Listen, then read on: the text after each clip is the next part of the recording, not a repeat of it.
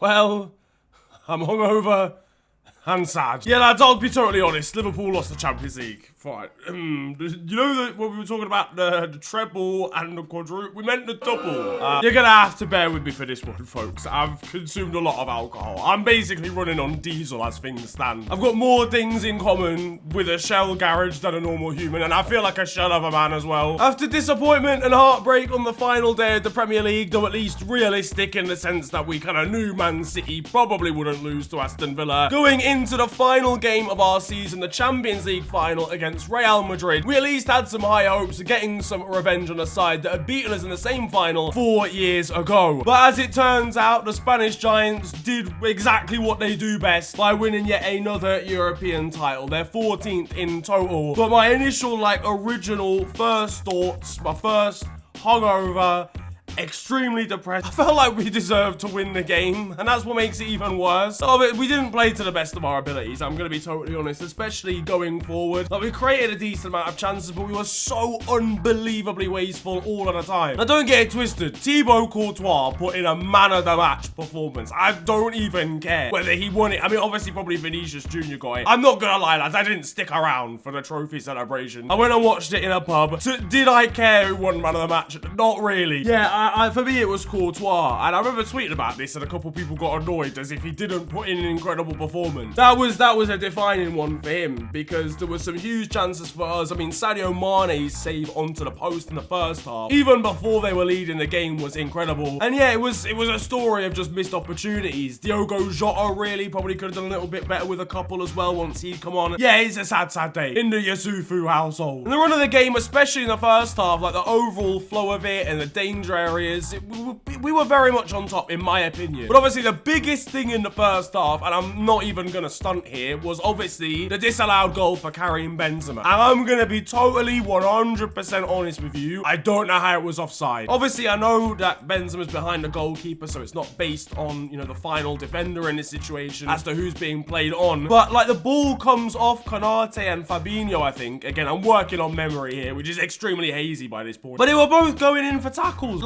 Apparently, it was a deflection, and they weren't, going for the... Of course they were going for the ball. They're making a tackle. So we did get kind of lucky that we didn't go in at the break, 1-0 down, in my opinion. But then equally, I think it'd have been mad harsh if we'd have ended up 1-0 down at half-time, because Real Madrid's only chance was literally that one. At no point did they create anything else in the first half. And to be honest, they would only go on to create one more thing in the second half. It's just unfortunate that we conceded said chance. Trent kind of falls asleep at the back post. Vinicius Jr. is there. Great ball in fairness, but defensively, I don't think it was good enough. Maybe I'm being a little bit harsh or whatever. It was a well-crafted goal, but yeah, Real Madrid take the lead through Vinicius Jr., who I don't feel like English fans actually talk about enough. Hasn't he got 20 goals and 20 assists this season in all competitions? Are you mad? If a player in England had done that, whatever age he is, I feel like he's been 21 for the last 4 years, we'd be going mental. So Vinicius Jr. is easily one of the best young players in the world, and got himself a club-defining goal. And we then created even more chances after that. As I mentioned, Salah went close twice. Jota with a deflected shot off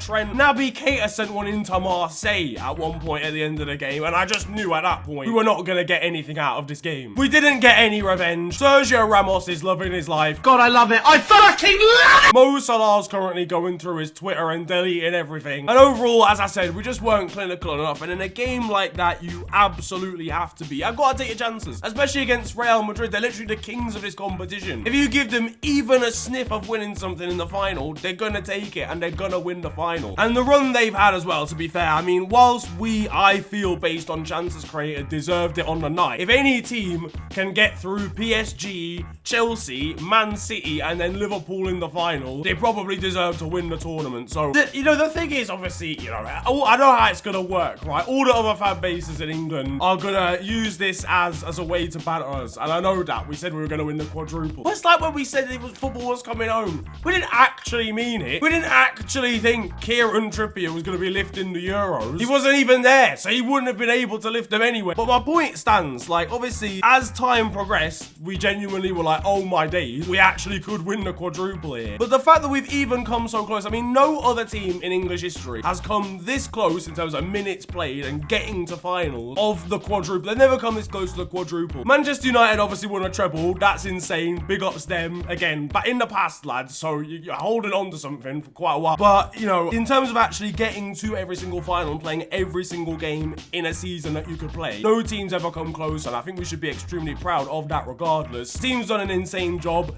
Don't know about the timing of the parade the day after the Champions League, lads. Probably at least 48 hours, but I still got in because it felt like we needed one of the big trophies to really silence and shut everybody up. But it is what it is. Still an unreal season. It's still gonna be one of my favorite seasons. It just doesn't have a happy ending. But at least we've still won everything there is to win under Jurgen Klopp. And I don't know if there's that many managers. I don't think there's any teams or fan bases in the country right now that can say that about their current manager. So even worse than that though, Sadio Mane has announced that he's gonna leave the club. I'm not gonna lie, I knew that was happening. As soon as he came out in the news and said, yeah lads, shut up, you get me, I'll tell you after the final, I knew he was going. So I'm sad, EO, about that.